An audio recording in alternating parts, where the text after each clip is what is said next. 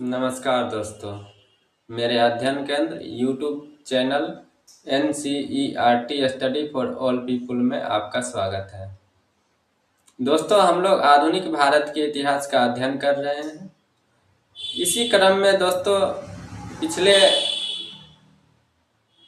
Video में हम लोगों ने देखा था कि किस तरह यूरोपीय देश समुद्री मार्ग से भारत आते हैं व्यापार करने के लिए और यहाँ पर रहते हैं और यहाँ के शासक को अपने पक्ष में करके लालच दे के बल प्रयोग करके अपने पक्ष में कर लेते हैं या दबा देते हैं, कुचल देते हैं और एक लंबा शासन कायम करते हैं।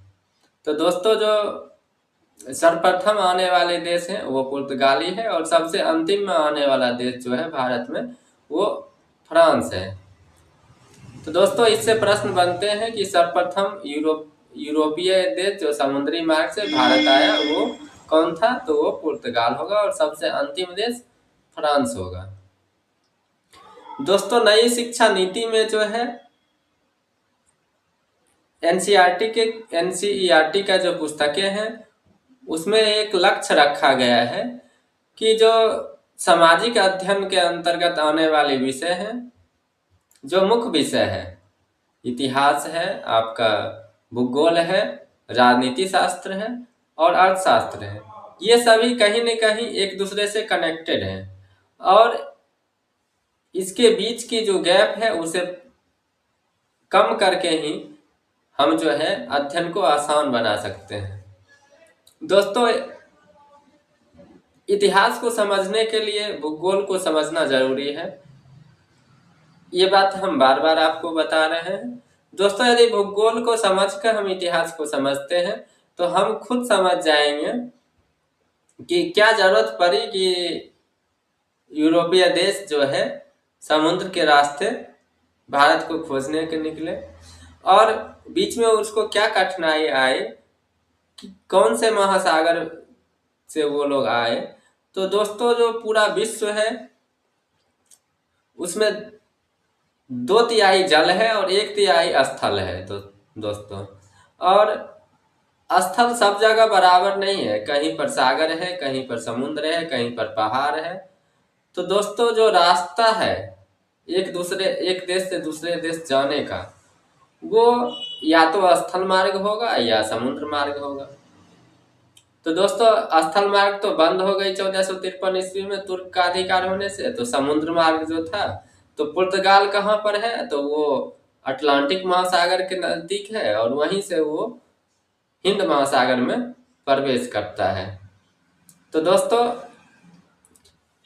और एक चीज और है दोस्तों कि हमें पुर्तगाल और भारत का संबंध पढ़ रहे हैं तो आज के दौर में क्या संबंध है और आज के दौर में पुर्तगाल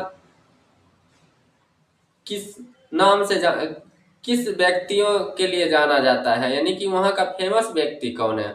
तो यदि उसको हम अध्ययन कर लेंगे तो मेरा करंट अफेयर्स भी हो जाएगा। तो दोस्तों, हम इसी तरह आपको पढ़ाने का प्रयास करेंगे कि एक ही साथ जो है हर विषय कवर होते चला जाए और एक विषय में दूसरे विषय को भी बारीकी को समझ पाए और विषय वस्तु को आसानी से समझ सके। तो दोस्तों, ये मानचित्र के माध्यम से समझाने की कोशिश की है। दोस्तों, मैंने बोला है कि जो महासागर है उसी के रास्ते, उसी को समुद्री मार्ग बोलते हैं और जो पुर्तगाल है उसका राजधानी लिस्बन है। उत्तरी अंध महासागर और ये दक्षिणी अंध महासागर। दक्षिणी क्यों? क्योंकि धरती को बीचों बीच एक काल्पनिक रेखा से बांट रखा है, वो 0 डिग्री अक्षांश पर है, जिसको विषुवत रेखा भी बोलते हैं। तो मेरा भारत भी विषुवत रेखा से उत्तर में पड़ता है और ये यूरोपीय कंट्री भी विषुवत रेखा से उत्तर में पड़ता है।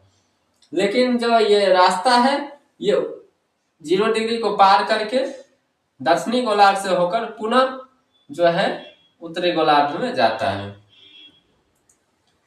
तो दोस्तों, पुर्तगाल के सीमा रेखा पर स्पेन है और स्पेन का जो सीमा रेखा पुर्तगाल से रखता है ये दुनिया की सबसे पुरानी और स्थिर सीमा रेखा है और ये 1297 ईस्वी में ही बना था एक समझौता के तहत।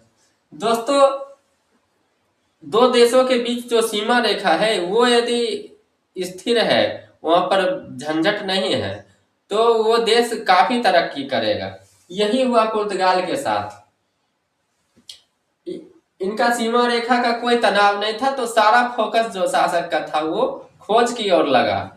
नाविकों को प्रोत्साहित किया, उसको फंडिंग किया, पैसा दिया, और एक जहाज का निर्माण किए। ऐसे जहाज, दोस्तों उस टाइम जो है समुद्र से के रास्ते व्यापार करना कठिन कार्य था, क्योंकि जो मौसम थे उसी के हिसाब से समुद्र में आप नाव चला सकते थे। उसके विपरीत चलाना थोड़ा उस टाइम के लिए बहुत मुश्किल था। तो दोस्तों, पुर्तगालियों ने सर्वप्रथम कारावेल नामक एक जहाज बनाया, जो हल्का था और तेज चलने वाला था, और अनुकूल प्रतिकूल परिस्थिति में भी वो चल सकता था। और उसी कारावेल जहाज के माध्यम से पुर्तगाली का वास्को डी गामा भारत आता है। अब दोस्तों, वहां के चर्चित व्यक्ति का भी हम देख लेते हैं, क्रिस्टियानो रोनाल्डो, जो कि मशहूर फुटबॉलर हैं और लगभग 1000 गोल कर चुके हैं। अब फुटबॉल से संबंधित दोस्तों, फीफा विश्व कप 2026 जो होने वाला है, वो 11 जून से 19 जुलाई के बीच में होने वाला है। और दोस्तों, इसका मेजबानी 3 देश मिलकर कर रहा है। इसमें 48 टीम है। तो दोस्तों, 48 दोस्तों, ये पहली बार हो रहा है कि 3 देश एक साथ मिलकर किसी विश्व कप का, फुटबॉल विश्व कप का मेजबानी कर रहे हैं। तो दोस्तों, ये देश है कहां पर? ये दोस्तों, महादेश जो हम पढ़े हैं उसमें एक उत्तरी अमेरिका करके महादेश है और एक दक्षिणी अमेरिका करके महादेश है। तो उत्तरी अमेरिका के महादेश में ही ये तीनों देश आते हैं। जैसे ऊपर में कनाडा आ जाते हैं, उसके नीचे यूएस है, और सबसे लास्ट में मैक्सिको। दोस्तों, ये जो दोस्तों जो ये देश है, जैसे हम देखते हैं कि कनाडा है, और ये यहाँ पर यूएसए में एक जो है अभी बहुत ही महत्वाकांक्षी शासक है, ट्रम्प। वो पूरे दुनिया को अपने हिसाब से चलाने के लिए का सोच रहा है। पूरे दुनिया पर टैरिफ का धौंस जमाए हुए हैं, और कनाडा को भी बोलता है कि तू भी हमरे में आ जा, तू भी मिल जा, अन्यथा मिला लेंगे, मिल जा नहीं तो मिला लेंगे। इसका बस यही कहानी है, या तो तुम झुक जाओ, नहीं तो तुमको ताकत से झुका देंगे। दोस्तों, फाइनल मैच जो फीफा विश्व कप 2026 का होगा वो 19 जुलाई को होगा, और मेट लाइफ स्टेडियम कहाँ है? यूएसए में। तो सवाल इस तरह बन सकता है कि मेट लाइफ स्टेडियम कहाँ है? यूएसए में है। दोस्तों, इसका मुख्यालय कहाँ है फीफा विश्व कप का? ज्यूरिख में है, जो कि स्विट्जरलैंड में। दोस्तों देखिए, ये छोटा सा देश है मध्य मध्य यूरोप में, स्विट्जरलैंड, और इसका राजधानी बर्न है। स्विट्जरलैंड में ही जिनेवा है, और जिनेवा जो है लगभग 40 से अधिक अंतरराष्ट्रीय संगठनों का मुख्यालय भी है। जैसे डब्ल्यूटीओ का मुख्यालय जिनेवा, डब्ल्यूएचओ का मुख्यालय जिनेवा, इसी तरह 40 अंतरराष्ट्रीय संगठन है जिनका मुख्यालय जिनेवा है।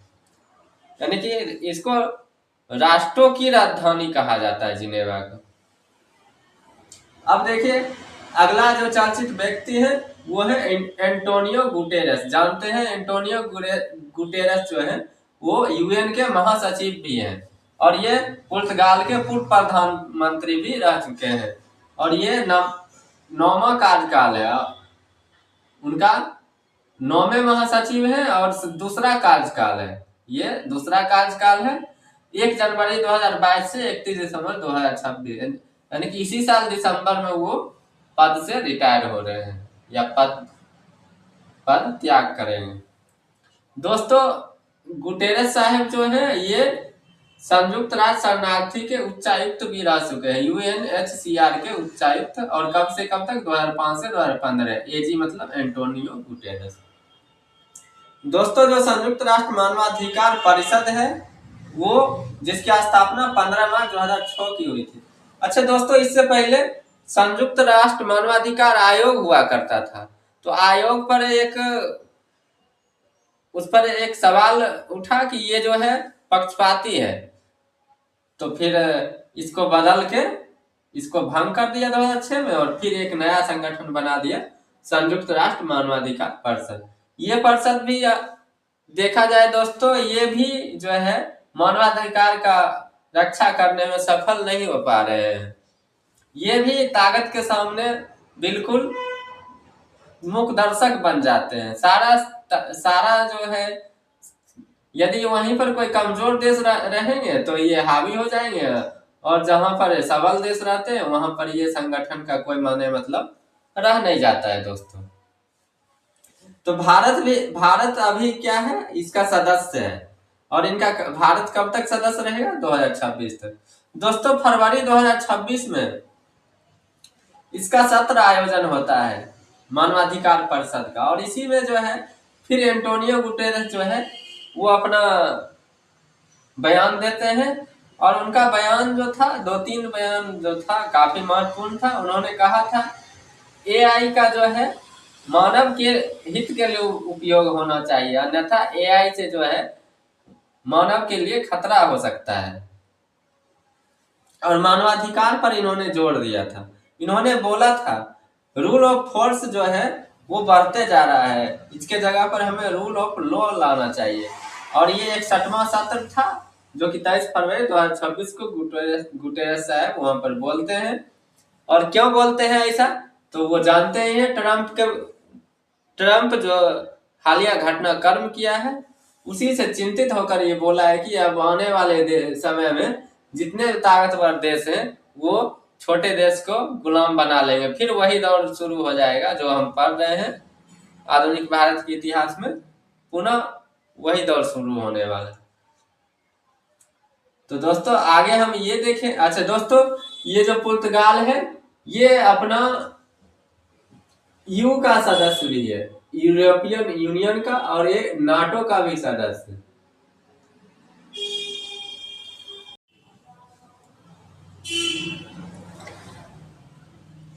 तो दोस्तों हम लोग पुर्तगाल का अध्ययन कर रहे हैं। इसी क्रम में हमने जाना था कि पुर्तगाल जो है यूरोपियन यूनियन का सदस्य देश है और संस्थापक सदस्य देश है। दोस्तों यूरोपीय यूनियन का स्थापना 1992 ईस्वी में ही हुआ था और maastricht संधि से हुआ था। वर्तमान में इसके 27 सदस्य हैं, क्योंकि 2020 में ब्रिटेन इससे बाहर हो गया था। और इसमें से 20 सदस्य जो है यूरो का उपयोग करते हैं। यूरो एक मुद्रा है और इसको यूरो जोन बोला जाता है। दोस्तों यूरोपियन यूनियन में 4 मुख्य संस्था है। एक है यूरोपीय परिषद, दूसरा है यूरोपीय आयोग, तीसरा है यूरोपीय संसद और चौथा है न्यायालय। दोस्तों यूरोपीय परिषद का जो अध्यक्ष है वो एंटोनियो कोस्टा महिला है, और यूरोपीय आयोग का जो सदस्य है वो उर्सुला वॉन डेर लेयन। तो ये दोनों महिला आप लोग याद रखिएगा, एक एंटोनियो कोस्टा और दूसरा उर्सुला वॉन डेर लेयन। इसको देखे होंगे कि मोदी के बगल में खड़ी होकर जो है गणतंत्र दिवस समारोह में भाग ले रहे थे। दोस्तों इन्होंने ही मदर ऑफ ऑल डील्स पर साइन की, जो कि मुक्त व्यापार समझौता है यूरोपीय यूनियन और भारत के बीच। तो दोस्तों मुख्य अतिथि के रूप में कौन कौन सा किसे बुलाया गया इस बार, यूरोपीय यूनियन के एंटोनियो कोस्टा और उर्सुला वॉन डेर लेयन थे। और ये 77वां गणतंत्र दिवस समारोह है। और इसका थीम का मतलब होता है क्या, विषय क्या था, 150 ईयर्स ऑफ वंदे मातरम, ये गणतंत्र दिवस का थीम था दोस्तों। 16वां यूरोपीय यूनियन शिखर सम्मेलन जनवरी 2026 में होता है और हैदराबाद हाउस नई दिल्ली में होता है। दोस्तों यहाँ पर कंफ्यूज होने का नहीं है कि हैदराबाद हाउस का मतलब हैदराबाद में ही हाउस होगा, नहीं है। हैदराबाद हाउस नामक जो जगह हाउस है वो नई दिल्ली में। ठीक है दोस्तों। दोस्तों हम अध्ययन कर रहे हैं पुर्तगाल का। इसी क्रम में हमने देखा था कि पुर्तगाल जो है नाटो का भी सदस्य देश है। तो हम नाटो का थोड़ा देख लेते हैं। नाटो का सदस्य देश अभी 32 है। 31वां देश फिनलैंड है और 32वां देश स्वीडन है। स्थापना होता है 4 अप्रैल 1949 को वाशिंगटन संधि के हिसाब से। दोस्तों हमने देखा था यू का स्थापना maastricht संधि और नाटो की स्थापना वाशिंगटन संधि। और इसमें जो अनुच्छेद 5 है, एक सदस्य देश पर हमला सभी सदस्य देश पर हमला माना जाएगा। दोस्तों यही बहुत खतरनाक है। अब दोस्तों सोचिए कि कोई एक देश से यदि किसी का पंगा हो गया, बॉर्डर के आसपास तो होते रहता है, तो ये इस अनुच्छेद के हिसाब से सभी देश मिलकर उसको कूटेंगे। दोस्तों इसका मुख्यालय ब्रुसेल्स बेल्जियम में है और इसका वर्तमान महासचिव मार्क रुट्टे है। दोस्तों पुर्तगाल का जो वर्तमान प्रधानमंत्री है लुइस मोंटेनेग्रो और राष्ट्रपति मार्सेलो रेबेलो डी सूमा। अच्छा, विश्व कप 2030 का मेजबानी भी पुर्तगाल करने जा रहा है। अच्छा, भारत का साथ अभी अच्छे संबंध है, मधुर संबंध है और समुद्री विरासत परिसर का जो उद्घाटन जो बनेगा नेशनल मैरीटाइम हेरिटेज कॉम्प्लेक्स, उसमें तकनीकी सहयोग कर रहा है पुर्तगाल। Thank you.